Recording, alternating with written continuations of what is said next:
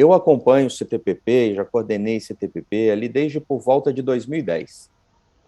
Então, desde 2010 que a gente vem acompanhando os vários debates ali no âmbito da CTPP.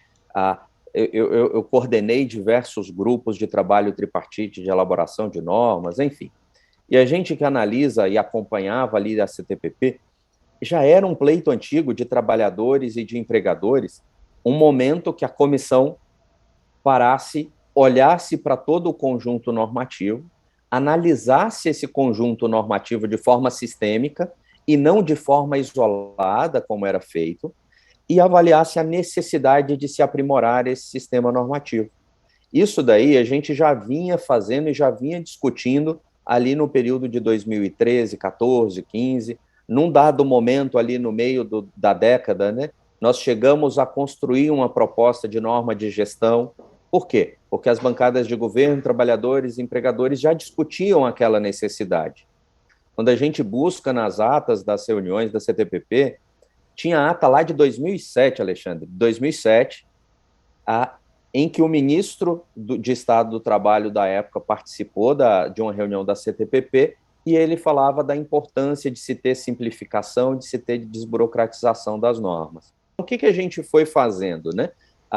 Ali por volta de 2013 e 2014, nós apresentamos um projeto no âmbito de uma iniciativa de diálogos setoriais Brasil e União Europeia, em que especialistas europeus, especialistas contratados por esse projeto, olhavam o nosso sistema normativo de forma sistêmica.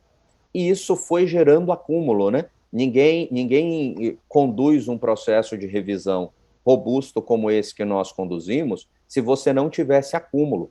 Então, nós tínhamos acúmulo, muito acúmulo.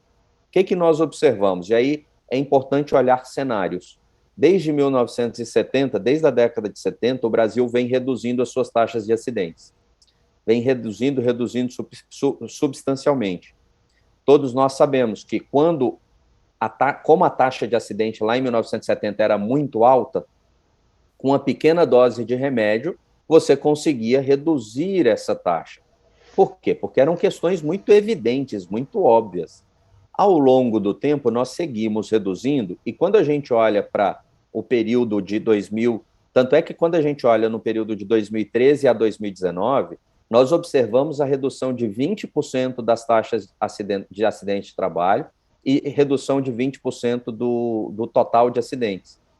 Só que o que a gente observa? Que nos últimos 3 anos, de 16 a 19, essa taxa estava tendendo a ficar linear, nem a reduzir, nem a voltar a crescer. Então, de um lado, nós olhamos o comportamento da taxa acidentária. De outro lado, era importante a gente olhar o quê? Pera lá, vamos olhar do ponto de vista normativo. As nossas normas estruturantes, PCMSO, NR7, PPRA, NR9, NR17, de quando são essas normas? E qual que é o diagnóstico que a gente fazia, né? As nossas normas estruturantes, as principais NRs, os textos delas eram de 1990, 1994.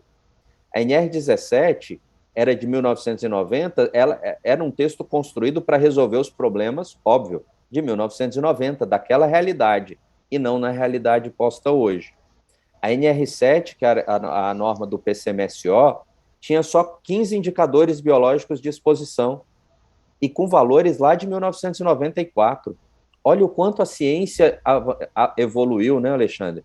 Olha quantos novos indicadores biológicos de exposição nós tínhamos, novos valores, novos estudos. Isso é só para dar 2 pequenos exemplos. E aí, quando a gente olha para a NR9 e conversa com colegas que participaram da elaboração dela lá em 94, ela foi muito importante. E ninguém está diminuindo a importância dessas normas. Mas quando você conversa com os colegas, eles citam o quê? Que lá em 94 eles já pensavam em fazer uma norma de gestão. Só que num dado momento optou-se por fazer uma norma de prevenção dos riscos ambientais. Então, é olhando taxas de acidentes, é olhando o panorama do ponto de vista normativo, é olhando todo esse contexto da própria CTPP, que falava da necessidade de simplificação, de desburocratização, de dar foco no que é importante, né? E aqui não tem ninguém falando em precarizar de forma alguma.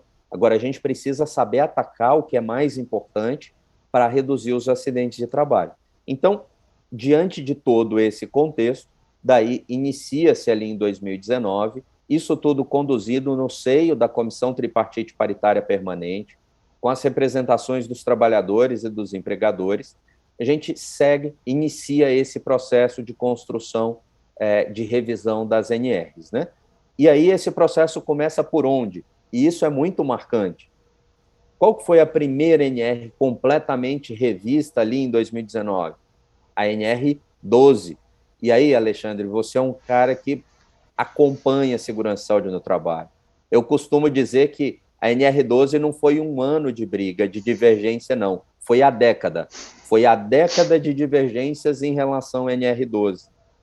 E nós iniciamos esse processo exatamente pela NR 12, fizemos a revisão, aprovamos essa revisão integralmente por consenso, sem nenhum tipo de precarização, alinhamos a norma com os melhores padrões internacionais, e isso mostra a referência técnica com a qual esse processo é conduzido.